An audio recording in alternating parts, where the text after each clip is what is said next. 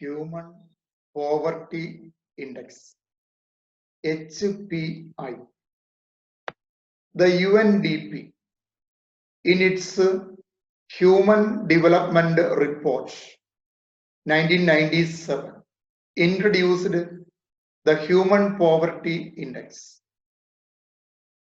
1997 UNDP-യുടെ human development റിപ്പോർട്ടിലാണ് അവർ പുതിയൊരു ഇൻഡെക്സ്, അതായത് ഹ്യൂമൻ പോവർട്ടി ഇൻഡെക്സ് ഇൻട്രൊഡ്യൂസ് ചെയ്യുന്നത്.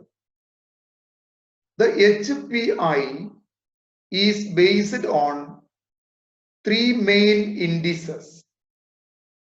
3 പ്രധാനപ്പെട്ട സൂചകങ്ങളെ അടിസ്ഥാനപ്പെടുത്തിക്കൊണ്ടാണ് HPI രൂപീകരിച്ചിരിക്കുന്നത്. ഒന്നാമത്തെ പോയിന്റ് ഇതാണ്, ഒന്നാമത്തെ ഇൻഡിസ് ഇതാണ്. The percentage of the population not expected to survive at the age of 40. അതായത് 40 വയസ്സിൽ അപ്പുറത്തേക്ക് ജീവിച്ചിരിക്കില്ല എന്ന് കരുതുന്ന ആളുകളുടെ ശതമാനം, അതിനെ P1 എന്നാണ് ഡിനോട്ട് ചെയ്തിരിക്കുന്നത്. സെക്കൻഡ് ഇൻഡിസസ് എന്ന് പറയുന്നത് ദ അഡൽട്ട് ലിറ്ററസി റേറ്റ് ആണ്. പ്രായപൂർത്തിയായവരുടെ സാക്ഷരതാ നിരക്ക് P2 എന്നാണ് ഡിനോട്ട് ചെയ്തിരിക്കുന്നത്. മൂന്നാമത്തെ ഇൻഡിസസ് എന്ന് പറയുന്നത് A deprivation index based on the average of 3 variables. ഈ മൂന്നാമത്തെ ഇൻഡെക്സ് എന്ന് പറയുന്നത് 3 വേരിയബിൾസിന്റെ ആവറേജ് ആണ്. ഏതൊക്കെയാണ് 3 വേരിയബിൾസ് നോക്കാം. ദ പെർസെൻറ്റേജ് ഓഫ്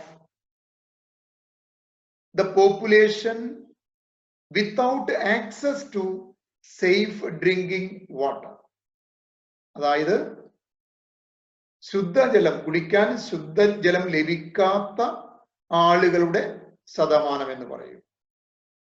രണ്ടാമത്തെ indices the percentage of the population without access to health services,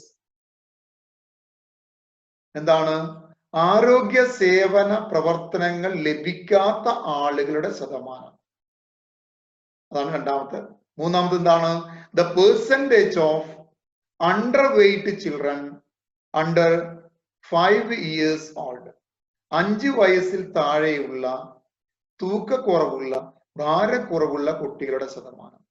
ഇങ്ങനെ 3 വേരിയബിൾസിനെ കൺസിഡർ ചെയ്തുകൊണ്ടാണ്, അല്ലെങ്കിൽ കണക്കിലെടുത്തുകൊണ്ടാണ് P3 എന്ന് പറയുന്ന മൂന്നാമത്തെ index രൂപീകരിച്ചിരിക്കുന്നത്. So the formula for HPI is given by P1 plus P2 plus P3 all divided by 3. P1-നെയും P2-നെയും P3-യെയും കൂട്ടിയതിനു ശേഷം അതിനെ 3 കൊണ്ട് ഡിവൈഡ് ചെയ്താൽ നമുക്ക് ഹ്യൂമൻ പോവർട്ടി ഇൻഡെക്സ് ലഭിക്കും. അപ്പൊ മനുഷ്യ വികസനത്തിന്റെ സൂചികയായി പരിഗണിക്കാൻ പറ്റുന്ന ഒന്നാണ് HPI എന്ന് പറയുന്നത്. Okay, thank you.